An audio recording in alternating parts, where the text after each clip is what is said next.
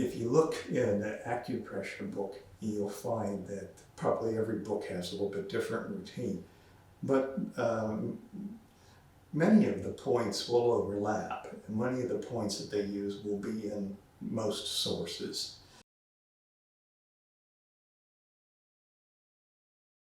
Bai Hui. Bai Hui at the top of the head, governing vessel 20. And so from the top of your ears, the crest of your outer ear, go up here and find Bai Hui. You may feel a little ache when you put your finger on it. And we're just going to hold Bai Hui with the middle finger like this. Yeah, okay, so you can rub it a little bit with your finger. You want to put more pressure on, you can use your index finger with the middle finger overlapping on the nail, like so.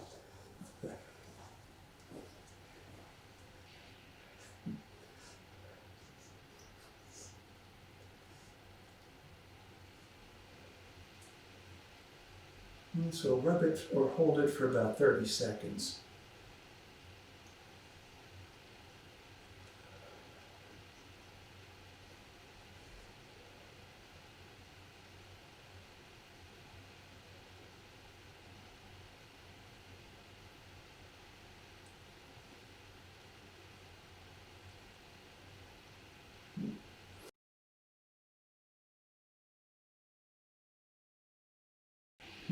So this is in the Tai Chi curriculum. So using my navel, and back here is where I'm estimating the same level as my navel is. So between L2 and L3 is governing vessel 4, which is Ming. So massage there. And you can, if you want to rub up and down, that way you're kind of sure you're covering the area of the point. So Ming, same level as the navel. I'm rubbing up and down with my thumb. Translation, Ming, life gate.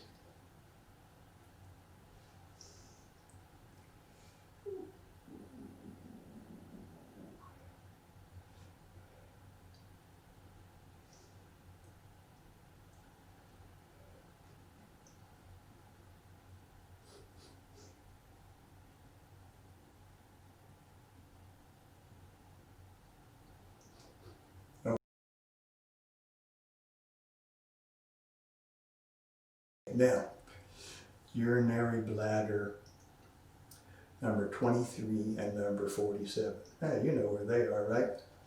Oh. So, Ming here, and at the bottom of the L2 vertebrae, about an inch. So these are on the urinary bladder channel, so the urinary bladder goes up and then it comes down. So you have about 1 inch from your spine and then 2 inches from your spine. So 1 inch would be number 23, and 2 inches would be number 47. We'll cover those by rubbing like this in the area that we just held for Ming, okay? Rub like this. So that way we'll get those points. You can also lie down and get a couple of tennis balls and put them in the vicinity where we're rubbing and roll around on those tennis balls.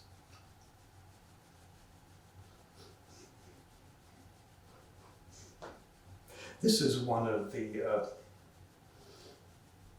points I've seen in several routines for immunity.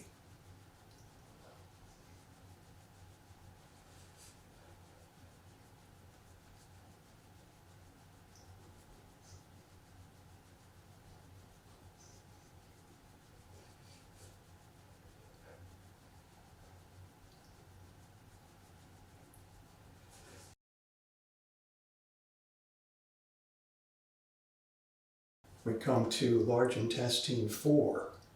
Now, if you've been practicing the common cold prevention routine, you know large intestine 4. So right here in the webbing,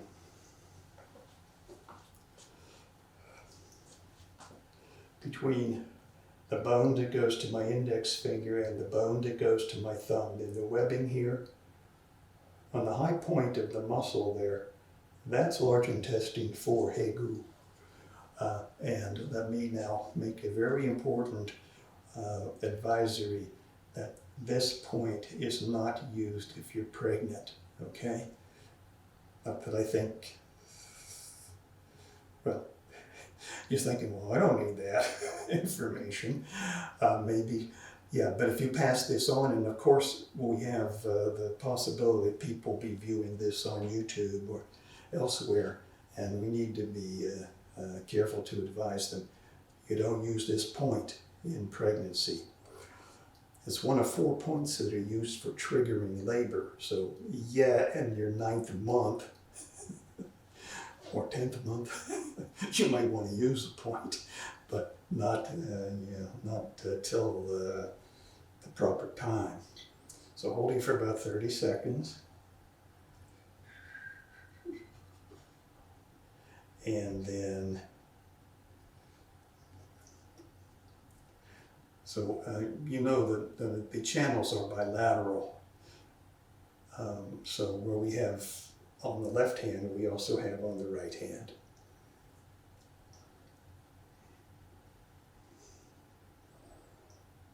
The governing and conception vessels are in the center, so they're not bilateral, but the 12 channels are bilateral. So I'm holding Hegu on the right hand, about 30 seconds. You can do this sitting down. And the idea is breathe calmly, be relaxed.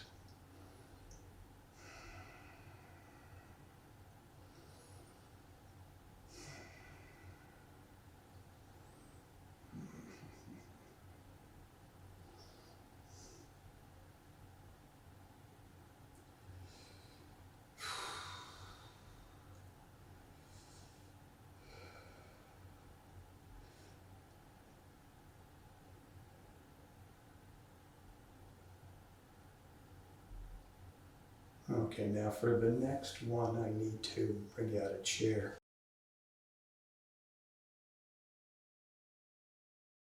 Now, stomach 36, which is another old friend that I've shown you before. I think I showed you a couple weeks ago. It's a tonifying point. So stomach 36. So we have the tibia right here. And 4 finger widths below the bottom of the kneecap. So there's the crest of the tibia, 4 finger widths below the bottom of the kneecap. I go out 1/2 inch laterally to the outside. And in the, yes, stomach 36, Susan Lee, 3 mile point. It is a general tonifying point for the body. And you know you're on the point because usually you'll get a little ache, or maybe sometimes more than a little ache, that lets you know you're on the point. And if you go like 3/4 of an inch away from the point, you won't get the same ache. You'll just feel pressure. Sometimes if the point is really sensitive, it may indicate a problem with the organ channel that that point is on. In this case, it's the spleen channel. No, excuse me, stomach channel. This is stomach 36.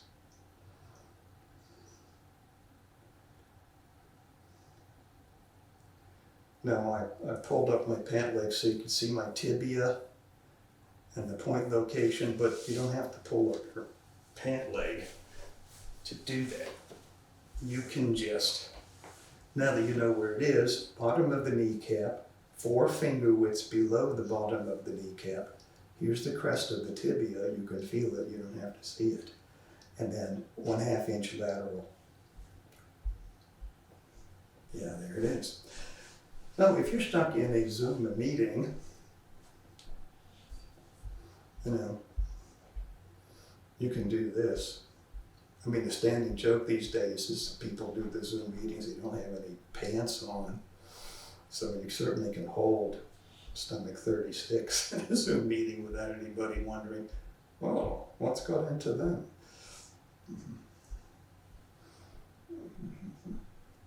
I've got the points written on the board, so I remember them all.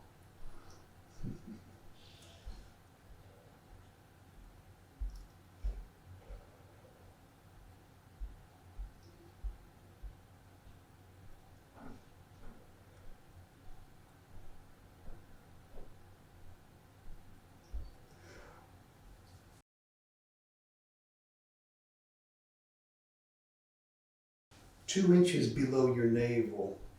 You can do this standing up or lying down. But since I've got the chair out, I'll continue to use it. Now, 2 inches below your navel is the conception vessel number 6. Yin Jiao. You know Yin Jiao from Tai Chi if you do Tai Chi. So we hold Yin Jiao. Conception vessel number 6. You could rub as well. You can hold or rub. Now, some places like the urinary bladder 23 and 47 are more convenient to rub. Other places easier to hold.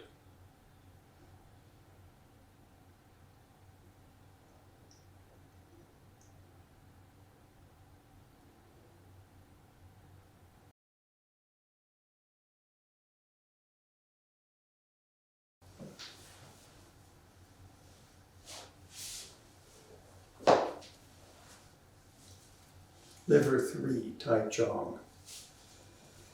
The liver 3, see the tendon that goes to the big toe, and then the tendon or the bone that goes to the second toe?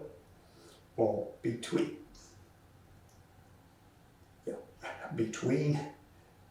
the two tendons, right about here, this is probably maybe an inch below the webbing of between the toes. That's Tai Chong, liver 3. And so you can hold that. Now, speaking of Tai Chi applications, this is another nasty point. It's not deadly. But if you stomp somebody here with the heel of your shoe, it really is painful.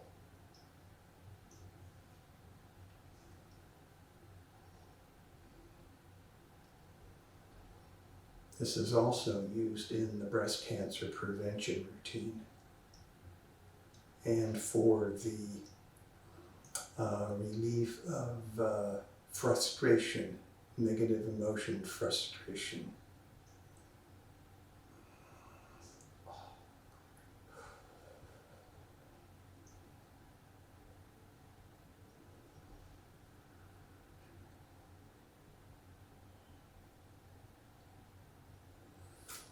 And you could try doing this. I hope you can see my feet. I'm rubbing my Tai Chong on the other foot through the shoe with the heel of my other foot.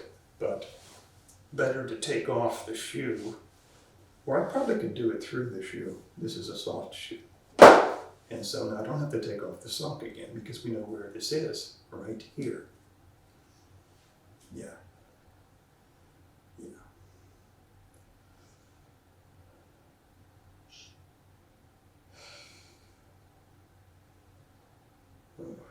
Ooh.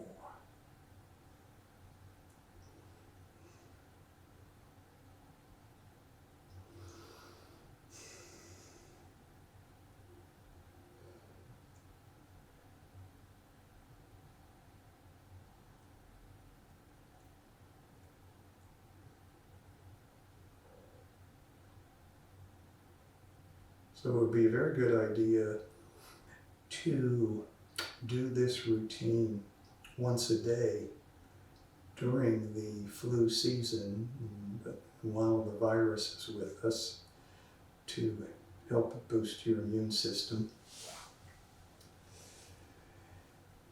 And